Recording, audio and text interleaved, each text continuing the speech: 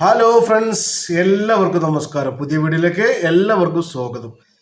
എന്താ ഇപ്പൊ കഥ? നമ്മള് 2 ദിവസം മുന്നേ അല്ലെങ്കിൽ ഒരാഴ്ച മുന്നേ നമ്മൾ വിലായത്ത് ബുദ്ധ എന്ന് പറഞ്ഞ സിനിമയെ പറ്റിയൊരു വീഡിയോ ചെയ്തിരുന്നു. ഒരു വീഡിയോ അല്ല, 2 വീഡിയോ ചെയ്തിരുന്നു. പക്ഷെ ഒരു വീഡിയോ നമ്മൾ ഡിലീറ്റ് ചെയ്യേണ്ടി വന്നു. കാരണം ആ ജാതി തരത്തിലുള്ള കമന്റുകളും കാര്യങ്ങളൊക്കെ ഉണ്ടായിരുന്നത്. പക്ഷെ കമന്റുകളും കാര്യങ്ങളും കൊണ്ടല്ല, അതിൽ ചെറിയൊരു പ്രശ്നം ഉണ്ടായി. അത് കാരണം കൊണ്ടാണ് ആ വീഡിയോ ഡിലീറ്റ് ചെയ്യേണ്ടി വന്നത്. എന്തായാലും വല്ല അപ്പൊ ഈ വീഡിയോ നമുക്ക് ഡീറ്റെയിൽ ആയിട്ട് കാര്യങ്ങൾ പറയാം. വിലായത്ത് ബുദ്ധ എന്ന് പറഞ്ഞു കഴിഞ്ഞാൽ പൃഥ്വിരാജിന്റെ ഒരു വെറൈറ്റി ഐറ്റം തന്നെയാണ് അത്. നമ്മളെ മലയാള ഫിലിം ഇൻഡസ്ട്രിയിൽ ഇന്നേ വരെ കാണാത്ത ലെവലിലുള്ള ഒരു പടമാണെന്നാണ് അതിന്റെ റിപ്പോർട്ട്. പലരും പല രീതിയിൽ വീരപ്പന്റെ സിനിമയാണ്, പുഷ്പയുടെ സിനിമയാണ്, പുഷ്പ ലെവലാണ് വരുന്നതൊക്കെ പറഞ്ഞിട്ടുള്ള പല രീതിയിലുള്ള അഭിപ്രായങ്ങളും അതുപോലെ തന്നെ അഭിപ്രായ പ്രകടനങ്ങളൊക്കെ നടന്നുകൊണ്ടിരിക്കണം, അല്ലെങ്കിൽ നടത്തിയിരിക്കണം. വിലായത്ത് ബുദ്ധ എന്ന് പറഞ്ഞു കഴിഞ്ഞാൽ ഇതൊരു വെറൈറ്റി ഐറ്റം തന്നെ. കാരണം കേരള സിനിമാ ചരിത്രത്തിൽ ഇറങ്ങാത്തൊരു ലെവലിലാണ്. പ്രത്യേകിച്ച് പൃഥ്വിരാജ് എന്ന് പറയുന്ന വലിയ നടൻ, സൂപ്പർ സ്റ്റാർ, അദ്ദേഹത്തിന്റെ കരിയറിലെ ഒരു വെറൈറ്റി ഐറ്റം തന്നെയാണ് ഇത് ഉള്ളത്. പക്ഷെ പലരും പറയുന്നത് പാലാപ്പള്ളി ലെവലിലാണ് വരിക, അല്ലെങ്കിൽ ആ ഒരു ലുക്കിലാവും, ആ ഒരു ലെവലിലാവും എന്നൊക്കെ പറഞ്ഞിട്ടുള്ള കമന്റുകളും അഭിപ്രായങ്ങളും വീഡിയോകളും നമ്മൾ പല രീതിയിൽ കണ്ടു. പക്ഷെ എന്നിരുന്നാലും ഈ ഐറ്റം എന്ന് പറഞ്ഞു കഴിഞ്ഞാൽ ഒരു വെറൈറ്റി ആണ്. പൃഥ്വിരാജിന്റെ സിനിമ എടുത്ത് നോക്കുകയാണെന്ന് വെച്ചെങ്കിൽ ഏകദേശം അദ്ദേഹത്തിന്റെ റോളുകളും കാര്യങ്ങളൊക്കെ നോക്കുകയാണെന്ന് വെച്ചെങ്കിൽ ഇന്നേ വരെ ചെയ്തിട്ടില്ലാത്തൊരു വെറൈറ്റി ഐറ്റം തന്നെയാണ്. കാരണം കള്ളക്കടത്ത് അങ്ങനത്തെ ഒരു രീതിയിലൊക്കെയാണ് പറയുന്നത്, ഡബിൾ ഡബിൾ. അപ്പൊ ആ ലെവല് പലരും പല രീതിയിൽ അഭിപ്രായം പറയുന്നുണ്ട്. പക്ഷെ എന്നിരുന്നാലും ഇതൊരു വെറൈറ്റി എക്സ്പീരിയൻസ്, ഒരു പുതിയ എക്സ്പീരിയൻസ്, ആ ഒരു ലെവലിലാണ് ചിത്രം എന്ത് ചെയ്യുന്നത്, പ്രേക്ഷകരുടെ മുന്നിലേക്ക് എത്തുന്നത്.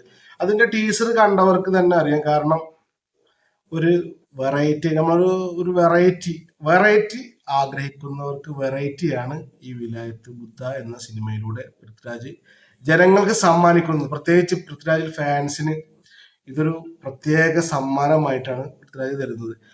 സത്യം പറഞ്ഞു കഴിഞ്ഞാൽ പൃഥ്വിരാജിന്റെ സിനിമ ഏതൊക്കെ നോക്കിക്കഴിഞ്ഞാലും ഒരു വെറൈറ്റി, ജനങ്ങൾ ആഗ്രഹിക്കുന്ന ഒരു ഐറ്റമാണ് പൃഥ്വിരാജ് കൂടുതൽ നൽകുന്നത്. അദ്ദേഹത്തിന്റെ കഥ, അദ്ദേഹം ചെയ്യുന്ന കഥ സെലക്ട് ചെയ്യുന്നതിലും അദ്ദേഹത്തിന്റെ ഓരോ സിനിമകളിലും ഒരു പുതുമുഖ എന്ന് പറയുന്ന പോലെ പുതുമ ആണ് അദ്ദേഹം ഇഷ്ടപ്പെടുന്നത്. അപ്പൊ പൃഥ്വിരാജ് എന്ന് പറഞ്ഞ നടൻ, എനിക്ക് തോന്നുന്നത് ഇദ്ദേഹം സ്റ്റോറി സെലക്ട് ചെയ്യുമ്പോൾ അതിന്റെ സ്ക്രിപ്റ്റുകളും കാര്യങ്ങളൊക്കെ നോക്കുന്ന സമയത്ത് ഒരു വെറൈറ്റി കൊണ്ടുവരാൻ കൂടുതൽ ശ്രമിക്കുന്ന ആളാണ് ഒരു പൃഥ്വിരാജ്. ആടുജീവിതം നമ്മൾ കണ്ടതാണ്. ആടുജീവിതം എങ്ങനെ ഉണ്ടായിരുന്നത് ഞാൻ പറയേണ്ട ആവശ്യമില്ല. കാരണം ആ ഒരു സിനിമക്ക് വേണ്ടിയിട്ട്, ആടുജീവിതം എന്ന സിനിമക്ക് വേണ്ടിയിട്ട് രൂപം, അദ്ദേഹത്തിന്റെ ശരീരരൂപം തന്നെ മാറ്റിയ ആളാണ് ആര്? പൃഥ്വിരാജ് എന്ന് പറയുന്ന ആള്.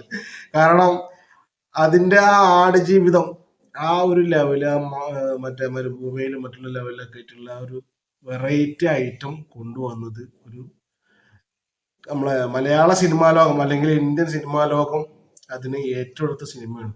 കാരണം പല റെക്കോർഡുകളും തകർത്ത ഒരു സിനിമയായിരുന്നു ആടുജീവിതം.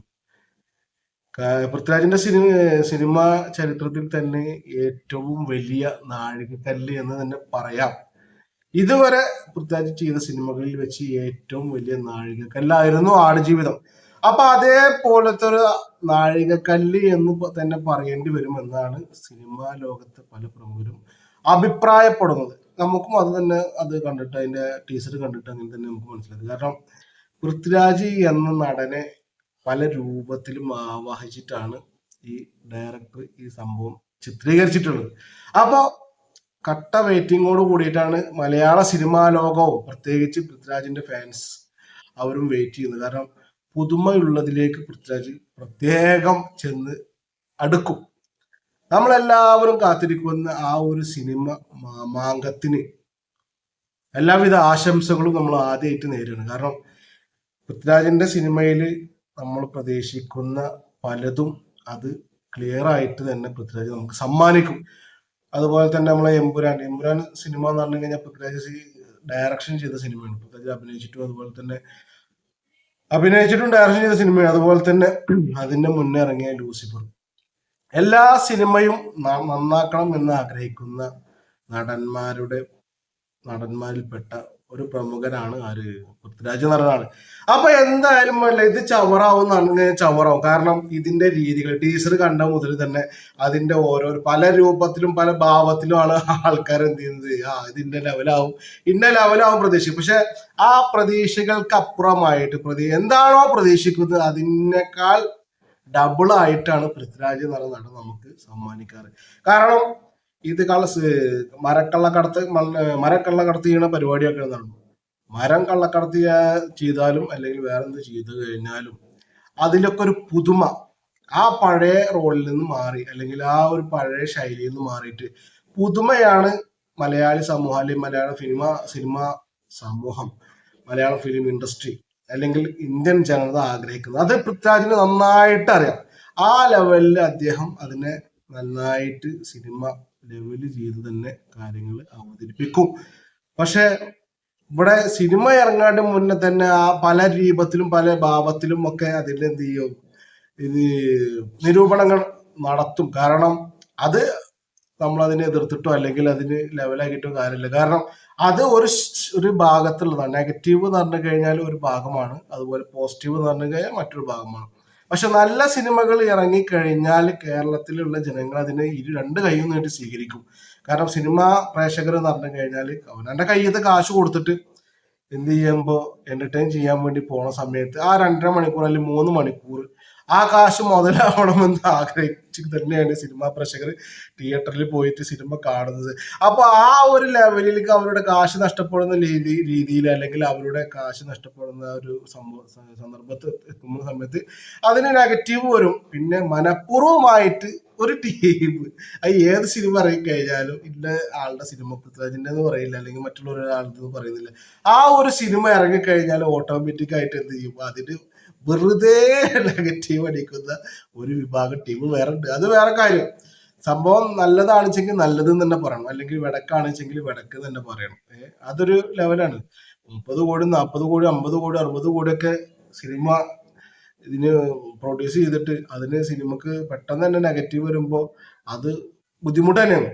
പക്ഷെ നെഗറ്റീവ് വരുന്ന സിനിമകൾക്ക് നെഗറ്റീവ് തന്നെ പറയും ജനങ്ങൾ. അല്ലാണ്ട് അത് നല്ലതാണെന്ന് പറയണമെന്നുണ്ടെങ്കിൽ ചിലപ്പോൾ ഫാൻസുകാർ മുന്നോട്ട് ഇറങ്ങും, അത് നല്ല സിനിമ ഉണ്ടാ അങ്ങനെയല്ല എന്നാണ്. അപ്പോ പൃഥ്വിരാജിന്റെ ഈ മഹാമാങ്കം അല്ലെങ്കിൽ ഈ മഹാസംഭവം തിയേറ്ററിലേക്ക് വരാൻ പോണ ഉടൻ തന്നെ റിലീസ് ഉണ്ടാവും. കാരണം ടീസർ ആ ലെവലിൽ ഡബിൾ എന്നൊക്കെ പറഞ്ഞിട്ടുള്ള ഒരു വെറൈറ്റി ആയിട്ടാണ് പൃഥ്വിരാജ് ഇത്തവണ വന്നിട്ടുള്ളത്. കാരണം ഇത് തിയേറ്റർ പൂരപ്പുറമ്പാക്കും എന്നുള്ളതിന് യാതൊരുവിധ സംശയവുമില്ല. കാരണം ഇത് സംഭവം അടിപൊളി സിനിമ ആയിട്ട് മാറും. അപ്പൊ നമ്മളെ പഴയ വീഡിയോ നമ്മൾ ഡിലീറ്റ് ചെയ്യേണ്ടി വന്നു, അതിന് പകരമാണ് ഈ പുതിയ വീഡിയോ.